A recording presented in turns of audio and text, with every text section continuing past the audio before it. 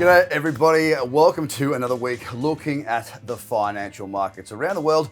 My name is Craig Cobb for 11th Finance. I'm the founder here at tradercobb.com, and I'm going to take you through and just let you know of what's been, but more importantly, what is to come for the week ahead. Let's start across over in the United States of America, which we all know right now, unless you've been hiding under a rock and avoiding all your social media and the news, that we have a presidential election underway, which of course comes with it all the bells and whistles, fireworks and machine guns, figuratively speaking, that goes with it. And it has been very, very interesting. Now, there is a left and there is a right. There are two sides at the moment, and there are a lot of things being said. And that's what's causing a little bit of confusion in the marketplace. We have next week on Wednesday, September 30th, a presidential debate where the two of them get up and sort of spar it out head to head and see what they can do to entice the nation's voters to choose them instead of the other them. Now that's going to be very, very interesting to see what they come up with and what they promise. So of course Trump will be going out there and suggesting that his economy and the stock market is a really, really positive thing since he's been in office. It's going to be very interesting considering so far this week we're seeing the Dow Jones down about 3%. We're off a couple $1,000 from the highs that we saw a couple of weeks ago, and it's not been the most beautiful ride for the Dow Jones or the S&P throughout this week. Will that affect Donald Trump's chances? Will he address that? Or will it just be another bit of a parade going on around there where it's just sort of blowing up balloons and showing how big your chest is? I don't know. It's going to be interesting. Focusing on next week as well, there is a huge amount of news out next week, as a matter of fact, and that I think is going to prove very, very interesting for markets. Okay, a couple of things we need to remember right now. We are still in the middle of a coronavirus pandemic. We are seeing restrictions in some areas, particularly in Australia, lifting, but we have seen some spikes in Europe, mainly in Spain and Italy. Of course, the UK is also under a very steep climb in virus cases, but a lot less death than what was recorded back through February or March, April, more than anything else, and into June. This has given the experts a little bit more hope, which of course, hope in the medical profession is hope for economies and the recovery from this obviously tragic and very disruptive pandemic that we've been dealing with. What is going to be a hugely and hotly anticipated piece of news is going to be the US non-farm payrolls.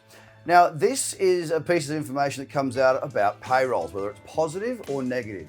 If it's positive, it tends to make the US dollar stronger. Of course, that then moves across into other currency markets like foreign, like the Australian dollar, UK, euro, the yen, the CAD, and the Kiwi being the top six that people are trading with the most liquidity and volume. It also has a bit of a bearing on the stock market as well, and it's one of the most highly, or if not the most highly anticipated piece of news that comes out the first Friday of every calendar month. It does knock on around the world. It will be interesting to see because it has been a yo-yo over the last few months. Will we see the US putting on more jobs, or will we see a contraction once again and more jobs being lost? It's going to have a big impact around the world, as will in the UK GDP. Gross domestic product coming out next week. That is on September 30th as well, just to see how the UK is faring throughout this crisis, of course, with this new spike coming up at the moment. The poor buggers over there are still not getting much of a break. The euro has retail sales out. The US, as I said, they've also got GDP. We've got retail sales here in Australia, and what is likely to be a bit gloomy. Will it be as gloomy as last month is going to be the question, with a lot of places coming out of lockdown and a lot more jobs starting to pop up. A lot more businesses as well learning maybe the jobs, maybe people aren't on the high street so much, but I tell you what they are doing, they're shopping online. Will the restrictions easing in Victoria add to this retail sector growth, or will we see it decline? It's going to be a very interesting week for the Australian economy, or for the Australian stock market around this, because we do have a bit of weight on retail, of course, banking and mining being the other two major movers for stock market, because the weighting is towards that. Bunch of talk going on in the US at the moment as well. Now, why am I jumbling all this together? Well, normally I would segment US, China, Europe, and all the different regions separately.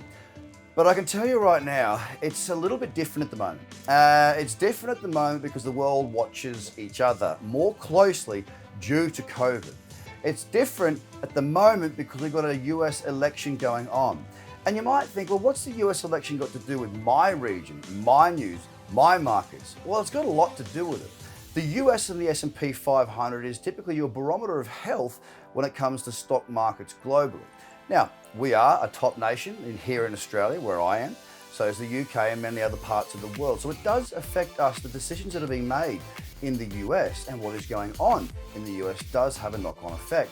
Something else that has a big knock-on effect here in Australia is what goes on in China. And there's not been good news coming out of China of late when it comes to their market. Now, of course, there's only a certain amount of information that we are able to see and understand and learn from coming out of China. The one thing that is very easy to see is that it's going to, looks likely, as we come into the close of the Chinese market right now on this hour, it's looking likely that it's going to be one of its worst performing weeks in 2.5 months. Now, there was a lot of stimulus put in all around the world to prop these markets up. As the winding back is starting to occur, we are seeing markets starting to unwind a little bit. So we can add a fairly decent fall there on the Chinese market to go with the market over in the US, the S&P down 2.5%. We've got the Dow down 3%. The ASX actually positive, up 1.5% this week, which is quite interesting, to be honest with you. But, you know, it's quite interesting out there. Now, the weird thing is, correlation with markets, stock markets falling, often means gold price will rise. This didn't happen this week. Gold was actually down 4.5% thus far during this week, when it probably could have likely gone higher. A lot of gold bugs out there screaming from the rafters that gold will go to 5,000, 3,000, whatever. Guys, you've just got to get us above 2,000 and keep that for the time being.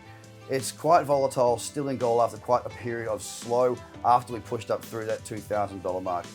Negative economy, markets falling, will tend to turn towards gold as a source of a safe haven. Bitcoin is also being looked at this. Of course, gold is finite, but we start mining moons, we start mining comets, it might become infinite. Bitcoin only has 20 million coins, and therefore there are different companies looking into that as a viable treasury management system and investment portal for a safe haven asset. Also very, very volatile.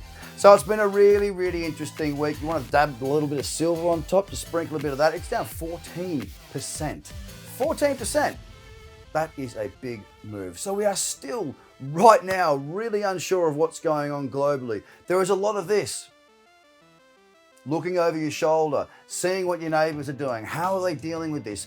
Are we seeing economies get stronger? Are they getting weaker? On top of that, the news isn't exactly making abundant sense right now. Why? Pandemic and the US presidential election. My thing right now is to be very cautious in what you're doing. Myself personally, I'm a trader. I can trade on volatility. Whether the market goes up or the market goes down, I can make money from these markets. And it's that makes me very, very recession proof. I'm very happy to have that skill set. For investors out there right now, don't forget caution needs to be taken into account with an election looming, and of course a big week in news next week with non-farm payrolls as well as retail sales, GDP across the board, and a whole bunch more coming out. If I could give you a little bit more as to what's looking strong or what's looking weak, I'd say right now it's very difficult. Short-term news announcements can make long-term changes in our markets, and at the moment, it's looking a little bit shaky. For Friday afternoon, Craig Cobb reporting for 11 Finance. If you want to find out more about me, go to tradercobb.com. That's C-O-B-B. That's my name. Have a great weekend. Be safe, be careful, call your mates, and see that they're okay. I'll speak to you again next week. Bye for now.